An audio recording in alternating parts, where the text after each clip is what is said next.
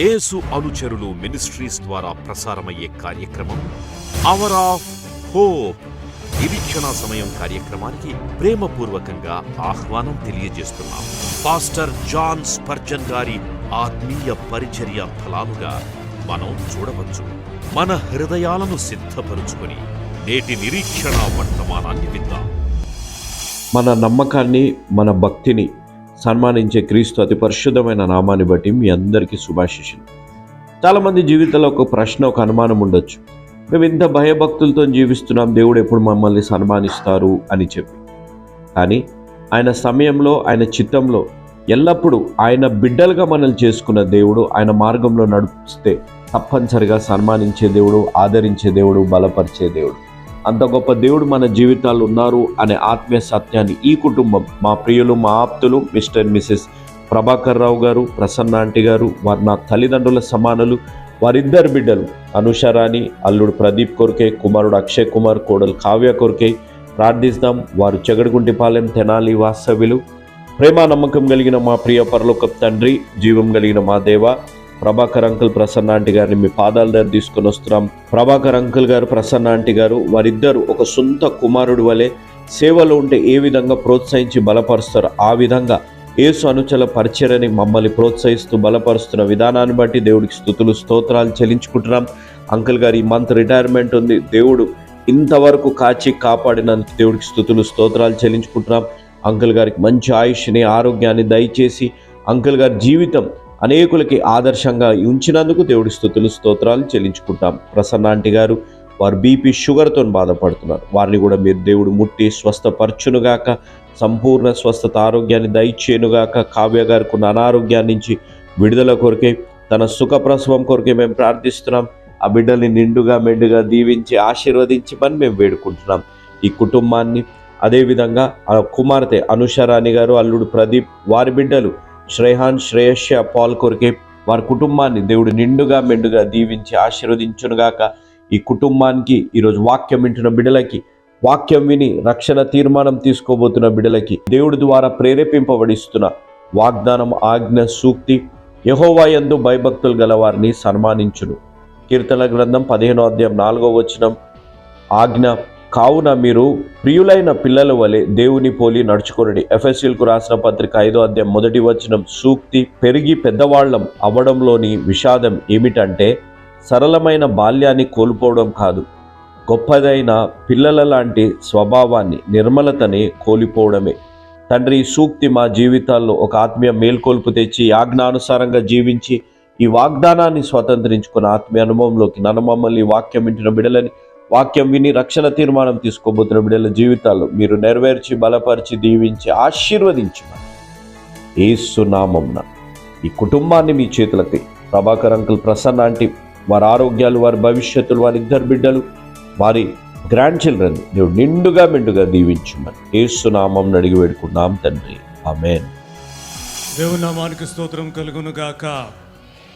ప్రభు పేరిట, యేసు అనుచరుల పేరిట వందనాలు చెల్లిస్తున్నాం. గట్టిగా చప్పట్లు కొట్టి దేవుని స్తుతిద్దాం. 18 సంవత్సరాలు అమెరికా దేశంలో ఉండి సేవ చేస్తున్న నేపథ్యంలో మరి నాన్నగారు ప్రభు సన్నిధిలో చేరిన తర్వాత దేవుని చిత్త ప్రకారము నాన్నగారు హృదయ కోరిక మేరకు మరి అమెరికా దేశం విడిచిపెట్టి భారతదేశానికి సంపూర్ణంగా సేవ చేయాలని నేను, మా కుటుంబం వచ్చాము. మరి నాకు 3 బిడ్డలు. వారి గురించి దేవుని చిత్తం ఏ రీతిగా ఉండాలో అని వారి గురించి మీరు ప్రార్థన చేయండి. మంచిది. లేచి మనం ఏం చేయాలి? ప్రశ్న, లేచి మనము ఏం చేయాలి? అబ్రాహాము లేచాడు, అబ్రాహాం నుంచి అబ్రహాముగా మారాడు. లేచాడు కాబట్టి Abraham has become the father of the nations, విశ్వాసులకు తండ్రి అయ్యాడు. లేచాడు కాబట్టి. యెహోషువ లేచాడు కాబట్టి వాగ్దాన దేశంలోకి ఇశ్రాయేలును తీసుకెళ్ళగలిగాడు. ఆ యెహోషువ గ్రంథం చదువుతున్నప్పుడు నా హృదయము, నా శరీరం పులకరిస్తుంది. ఎందుకు అనగా నాన్నగారు ఆ ప్రభుని నిద్రించినప్పుడు అమెరికా నుంచి నేను వస్తున్నప్పుడు మధ్యాకాంక్షలో నేను ప్రార్థన చేస్తూ వచ్చాను. ప్రభువా, నేను వెళ్తున్నాను, ఏం చెప్పాలి? నేను వస్తున్నానని చెప్పాను, అమెరికా విడిచిపెట్టి నేను వస్తున్నానని చెప్పాను. ఇప్పుడు అనేక ప్రశ్నలు. Why you have taken a man of God of such magnitude? ఎందుకు ఇంకా కొన్ని సంవత్సరాలు పొడిగించి ఉంటే మేము ముగ్గురం కలిసి సేవ చేసేవారం కదా, వాయ్ ఎందుకు ప్రభువా అన్నప్పుడు ప్రభువారు యెహోషువ గ్రంథము 1వ అధ్యాయంలోకి నన్ను నడిపించారు. నా సేవకుడు, అక్కడ జాగ్రత్తగా ఉన్నా, నా సేవకుడైన మోషే మరణించిన తర్వాత నూను కుమారుడైన యెహోషువను లేచి నువ్వు మోషే ఏ రీతిగా నీకు తర్ఫీదు ఇచ్చాడో, మోషే ఏ రీతిగా నిన్ను నడిపించాడో అదే రీతిగా యెహోషువ ఈ జనాంగంను నువ్వు నడిపించు అని చెప్పినప్పుడు పరిశుద్ధాత్మ దేవుడు ఆ వాక్యం ద్వారా నన్ను మాట్లాడాడు. నేను మన టీవీలో ఈ మాట చెప్తూ వచ్చాను. ఈ మాట చెప్తూ ఉంటే ఒక సిస్టర్ అన్నది నాతో, అదేంటి బ్రదర్ స్పర్జన్, మాటకు వస్తే జోషి గారు, మాట వదిలిపెడితే జోషి గారు అని అంటున్నారు. అంటే మరి యూట్యూబ్లో కూడా చూస్తున్నారో నాకు తెలియదు, కానీ యూట్యూబ్లో చూస్తూ అంటే చెల్లికే చెప్పేస్తున్నాను డైరెక్ట్గా, బైబిల్ సరిగ్గా చదువుతలేదన్నమాట. ఏంటంటే బైబిల్ సరిగ్గా చదువుతలేదన్నమాట. మీకు సమయం ఉన్నప్పుడు చదువుతాడు యెహోషువ గ్రంథంలో 57 సార్లు, ఎన్నిసార్లు అమ్మా? 57 సార్లు మోషే అని రాయబడింది మొత్తం యెహోషువ గ్రంథంలో. ఎందుకు మోషే అని రాయబడింది? నేను దాన్ని వాక్యం చెప్పాను. మోషే అని ఎందుకు రాయబడింది అంటే, యెహోషువ భయపడుతున్న నేపథ్యంలో ఏ రీతిగా ప్రభువా నేను లేచాను, నేనున్న పరిస్థితుల్లోంచి లేచాను, నీ సేవకుడైన మోషే మరణించాడు, ఏ రీతిగా ఈ ప్రజలను వాగ్దాన దేశంలోకి నేను నడిపించాలి అని భయపడుతున్న నేపథ్యంలో పరిశుద్ధాత్మ దేవుడు మోషేకు తోడై ఉన్న దేవుడు నేను నీకు తోడై ఉంటానని 57 సార్లు మోషే మోషే అని చెప్పబడింది. 57 సార్లు. మానవులం మనం, మనకి ఇమోషన్స్, మనకి ఆ బాధ, మనకి ఆ దుఃఖం అనేది ఉంటుంది. జీవిత పర్యంతము మనకు నిరీక్షణ, క్రీస్తులో నిరీక్షణ ఉంది. నేను ఈరోజు ఈ మినిట్ నేను చనిపోతే యేసును చూస్తాను, నాన్నగారు చూస్తాను అనే నిరీక్షణ నాకు ఉన్నప్పటికీ కూడా భూలోకంలో ఉన్నంతసేపు అదొక vacuum. There is a vacuum in our hearts. Vacuum.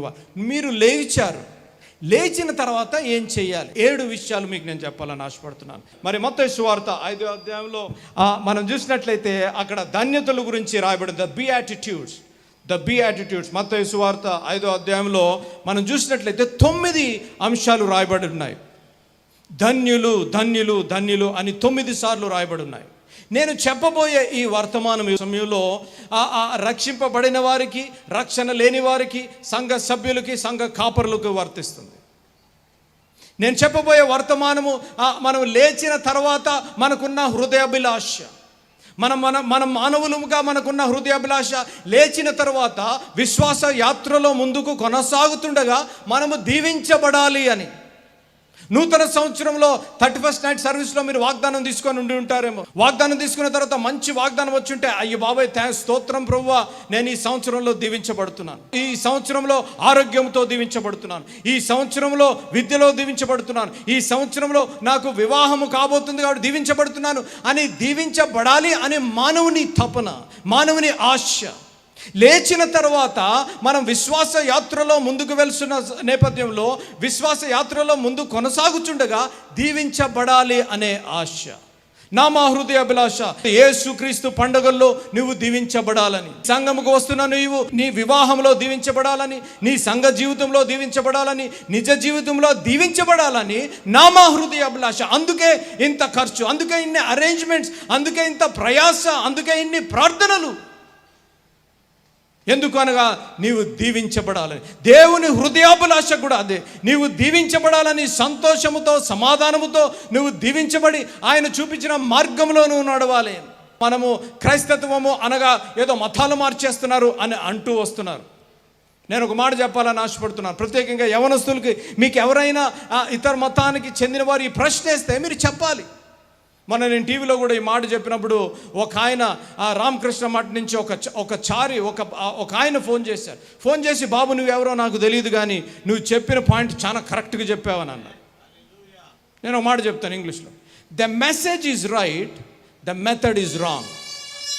మళ్ళీ చెప్పాలి, the message is right, the method is wrong. అనగా వాక్యము సరైనదే, కానీ చెప్పే విధానం సరైనది కాదు. క్రైస్తత్వము మతము కాదు. యేసు ప్రభువారు మతాన్ని స్థాపిస్తానికి రాలేదు. యేసు ప్రభువారు నీకు ఒక జీవిత విధానం చూపిస్తాను. నీ మనస్సు మారు మనస్సు ఏది అనగా, నీ మనస్సు మారి, నీ జీవిత విధానం మారి, నువ్వు దేవునికి వ్యతిరేకంగా నడుస్తున్న నీవు యేసు ప్రభుని అంగీకరించి, ఆయన ఇచ్చిన పాప క్షమాపణ అంగీకరించి, ఆయన చెప్పిన బోధలో నడిచిన వాడు యేసు అనుచరుడు. అంతేగాని మాలాంటి సేవకులకి చెప్పుతానికి రాక, లేకపోతే తర్ఫీదు లేకపోతే కంగారులోనో ఉద్రేకంలో ఏదేదో చెప్తున్నాం కాబట్టి మనము ఇటువంటి పరిస్థితుల్లో మనం ఉన్నాం.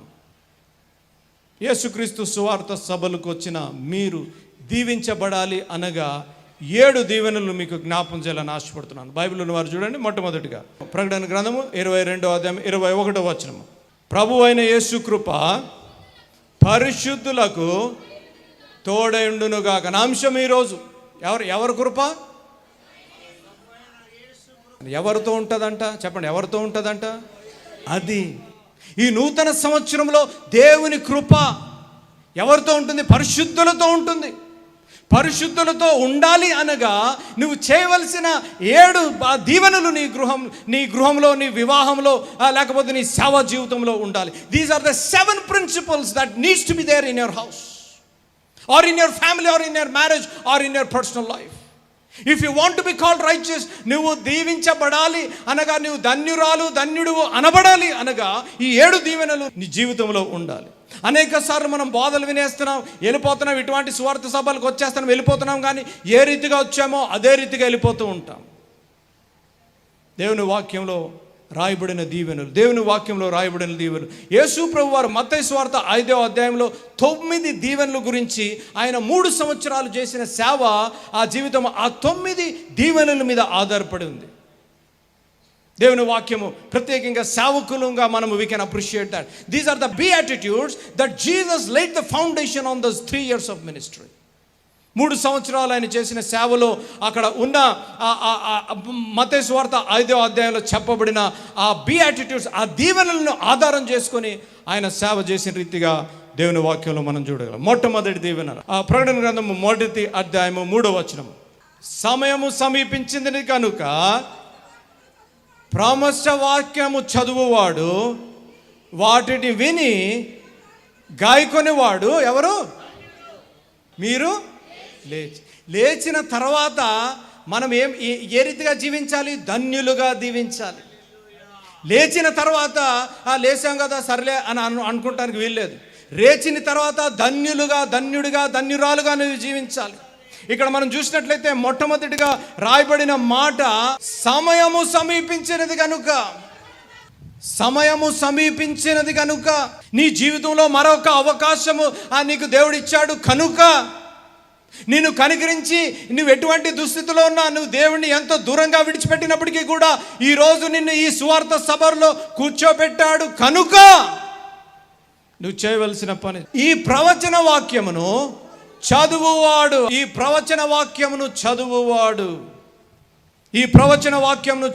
మత్తయి సువార్త 11వ అధ్యాయము 15వ వచనము. నీ ప్రజలు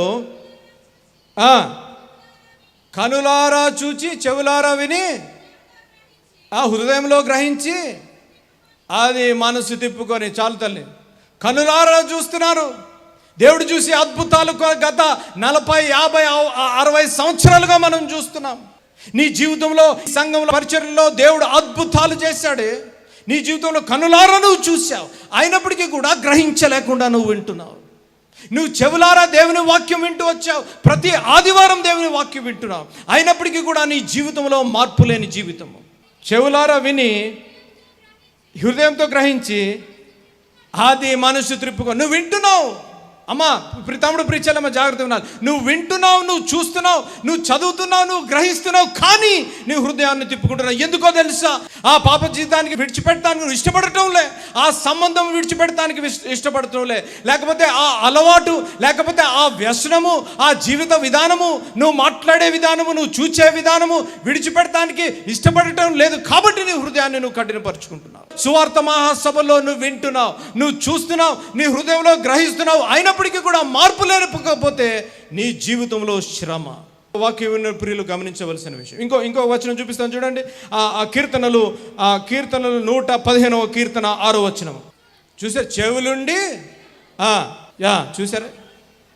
ఎంత విచారకరమైన సంగతి చూసారు. దేవుడు మనకి చేతులు ఇచ్చాడు, చెవులు ఇచ్చాడు, 2 చేతులు, 2 చెవులు, 2 కళ్ళు.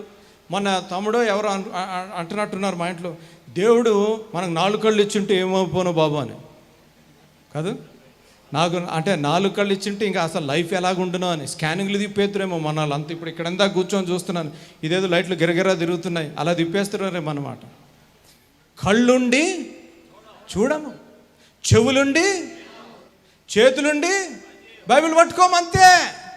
ఎక్కడ ఉంటుంది బైబిల్? ఎక్కడ ఉంటుంది? తలగడ కింద బైబిల్, తలగడ కింద బైబిల్. అమ్మ ఎవరైనా తలగడ కింద బైబిల్ చెప్తే, పెద్దవాళ్ళు అయితే కుమారుడు అనుకోండి, నాకంటే ఇంకా కొంచెం పెద్దవాళ్ళు అయితే తమ్ముడు అనుకోండి, చిన్నోళ్ళు అయితే అన్న అనుకోండి. తలగడ కిందకు పెట్టకూడదు బైబిల్. ఎక్కడ పెట్టాలా? ఇక్కడ ఉండాలి బైబిల్, ఇక్కడ ఉండాలా, హృదయంలో ఉండాలి, నీ మెదడులు ఉండాలా. అదేదో మ్యాజిక్ పిల్లు కాదు. తలగడ కింద పెట్టుకున్న వెంటనే ఆ డేటా ట్రాన్స్ఫర్ అయిపోయి నీ మైండ్లోకి వెళ్ళిపోతుందేమో అని. అనేక సార్లు కొంతమంది, మా నాయనమ్మ చదువుకోలేదు, మా నాన్నగారు తల్లి ఇక్కడ గూటాల, రాజమండ్రి పోలవరం దగ్గర గూటాల అనే గ్రామంలో, ఆవిడ ఏం చదువుకోలేదు. ఆమెకు జ్వరం వస్తే ఒరే పరిచయం, నా పేరు కూడా సరిగ్గా తిరిగేది కాదు. ఆ నాయనమ్మ మడరజ, నా పేరు అట్లా కూని చేయకు నాయనమ్మ అనేటువంటి. నా పేరు జాన్ స్పర్జన్. ఆమె ఏమని పిలిచేదంటే పరిజీ అనేది. అబ్బా పరిజీ అండి నాయనమ్మ సరిగ్గా పిలువని. ఆమె జ్వరం వచ్చినప్పుడు ఏం చెప్పేదంటే, అరే పరిజీ ఆ బైబిల్ తెచ్చి తలగడ కింద పెట్టరా అనేది. అప్పుడు తెచ్చి పెట్టేసి తర్వాత సేవకు వచ్చిన తర్వాత అర్థమైంది, నాయనమ్మ తల్లగడ కింద కాదు, లోపల ఉండాలి, హృదయంలో ఉండాలి. ఏంటి? ఎవరు దీవించబడుదురు? ఎవరు దీవించబడుతురు? అమ్మ ప్రకటన గ్రంథం 1:3 ఎవరు దీవించబడుతురు? ఎవరు ధన్యులు చెప్పండి. ప్రవచనము వాటిని విని ధన్యులు. వాటిని విని లేచి నిలబడాలనే వాక్యం విన్నారు. విని గాయకొనాలి. త్రికరణ శుద్ధి, త్రికరణ భక్తి. It is a trichotomy. త్రికరణ భక్తి వినాలి, దాన్ని చదవాలి, దాన్ని తర్వాత గాయకొనాలి. చూసారా? దాన్ని చెప్పండి, దాన్ని దేవుని వాక్యాన్ని మనము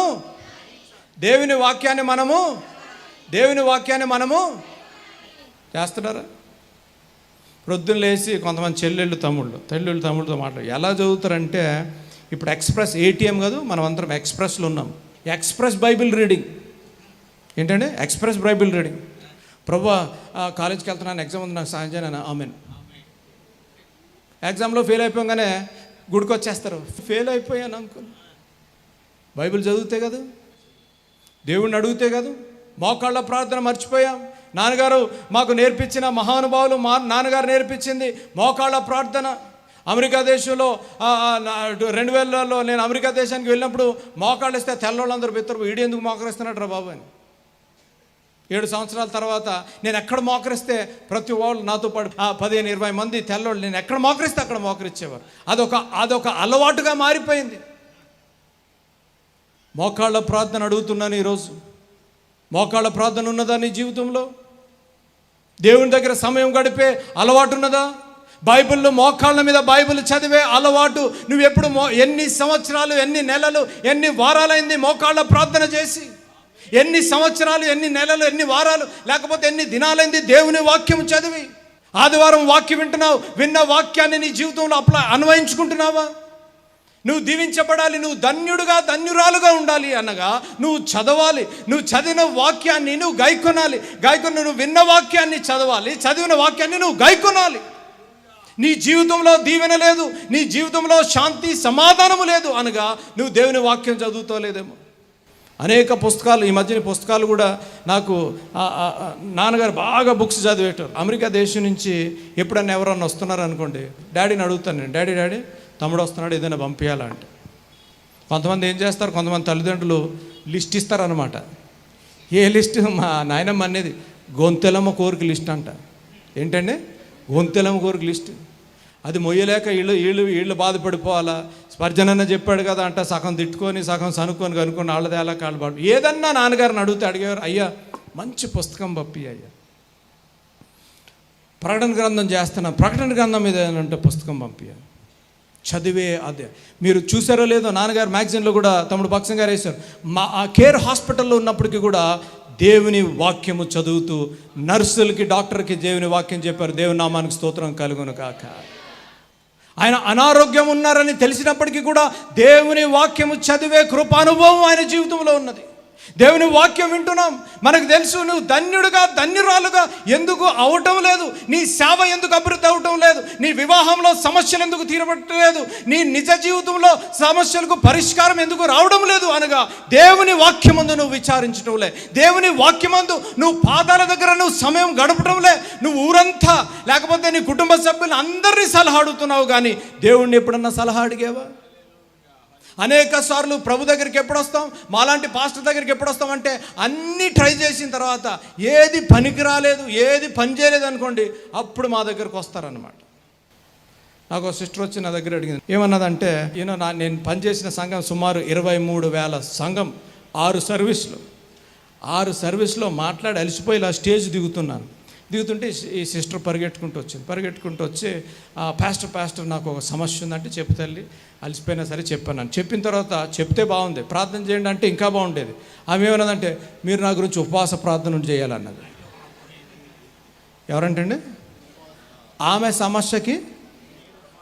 సమస్యకి నేనంట బ్రేక్ఫాస్ట్ మానేసి, టీ అంటే చాలా ఇష్టం నాకు, టీ మానేసి, లంచ్ మానేసి, డిన్నర్ మానేసి అంటే ఆమె, కొంతమంది ఉన్నారు ఇక్కడ కూడా నాకు తెలుసు, ఆమె సమస్య కంట నేను ఉపవాసం ఉండి ప్రార్థన చేయాలంట. అడిగాను నేను దేవుని, నేను అన్నా నా టీం మెంబరే, నేను అడిగాను మోకాళ్ళ ప్రార్థన ఎప్పుడైనా చేసి అడిగావా ఫస్ట్ అంటే అడగలేదు, మీరు అడగాలి. నేను అనుకున్న ఓరి భలే దొరికిందిరా నాయన, రేపు నీ గురించి మాట్లాడతాను, రేపు ఆఫీస్లో పిలిచి 1.5 గంట క్లాస్ బీకాను అనమాట. ఆ రోజు నుంచి ఎవరికన్నా మా టీంలో సమస్య వస్తే ఫస్ట్ అని చెప్పేది ఏంటి, you kneel down, pastor John Hess said, you kneel down and pray. నువ్వు దీవించబడాలి అనగా మొట్టమొదటి ధన్యత నీ జీవితంలో ధన్యులుగా, నా మాట వింటున్నారు కదా, నీవు ధన్యుడుగా ధన్యురాలుగా ఉండాలి అనగా త్రికరణ భక్తి నీకు ఉండాలి. చెప్పండి ఏం చేయాలి? నెంబర్ 1 చెప్పండి ఏంటి? చదవాలి. రెండోది, మూడోది అది గాయకొనాలి. నెంబర్ 1. నెంబర్ 2 అమ్మ నెంబర్ 2 చెప్పేస్తాను చూడండి. నెంబర్ 2 ప్రకటన గ్రంథము 14వ అధ్యాయము 13వ వచనము. అంతటా ప్రభునందు మృతులు ఎవరు? ధన్యులని. థ్యాంక్ యూ తల్లి. ఈ వాక్యం ఎప్పుడు చదువుతారో తెలుసా? మాలాంటి పాస్టర్స్ అందరూ. ఎవరన్నా చచ్చిపోయారు అనుకోండి, అదండి పాస్టర్లు పెద్దలు, అక్కడ ఎవరన్నా చచ్చిపోతే ఫ్యూనరల్ సర్వీస్కి చదువుతాం ఈ 10, అంతే కదండి. Wrong, theologically wrong. అంటే మనం చదవచ్చు, దాంట్లో తప్పలేదు, కానీ థియలాజికలీ రాంగ్. మళ్ళీ చదువుతాలి. అంతటా ప్రభువునందు మృతునందిన వారు ధన్యులని రాయబడి పరలోకము నుండి స్వరము చెప్పగా వింటిని. నిజమే. చూడండి, వారి ప్రయాసము మాని విశ్రాంతి పొందుతురు, వారి క్రియలు వారు వెంట పోవును. ఈ వాక్యము దేని గురించి రాయబడ్డది అంటే చనిపోయినప్పుడు కూడా చదవచ్చు, కానీ ప్రాముఖ్యంగా దేని గురించి రాయబడ్డది అనగా విశ్వాసుల గురించి. A believer, it is written to the believers. If you are a blessed man and women, నువ్వు దీవించబడాలి, నువ్వు ధన్యురాలుగా ఉండాలి అనగా నువ్వు క్రీస్తులో మరణించిన అనుభవం నీ జీవితంలో ఉండాలి, అనగా మారు మనస్సు అనే అనుభవం నీ జీవితంలో ఉండాలి. మారు మనసు అనగా అనేక సార్లు ఏదేదో థియలాజికల్ వర్డ్స్ యూజ్ చేస్తాం. మారు మనసు అనగా సింపుల్ 3 మాటల్లో చెప్తాను, ఏ బి అండ్ సి. ఏ అనగా నువ్వు ఒప్పుకోవాలి, యూ హ్యావ్ టు అడ్మిట్, నువ్వు ఒప్పుకోవాలి నేను పాపిని ప్రభువా అని నువ్వు ఒప్పుకోవాలి. బి అనగా యూ హ్యావ్ టు బిలీవ్, అనగా నువ్వు నమ్మాలి యేసు ప్రభు ఒక్కడే నాకు పాప క్షమాపణ దయచేయగలడు, నా గురించి మరణించాడు, తిరిగి లేచాడు, ఆయన రక్తంలో నాకు పాప క్షమాపణ అని నువ్వు నమ్మాలి. బి. సి చెప్తాను చూడండి. సి అనగా you have to commit your life, నీ జీవితాన్ని యూ హ్యావ్ టు కన్ఫెస్, ప్రభువా నీ పాప జీవితాన్ని ఒప్పుకొని you have to commit your life. A, B and C ఎప్పుడు మర్చిపోకూడదు. సాల్వేషన్, రక్షణ అనగా ఏ, బి అండ్ సి.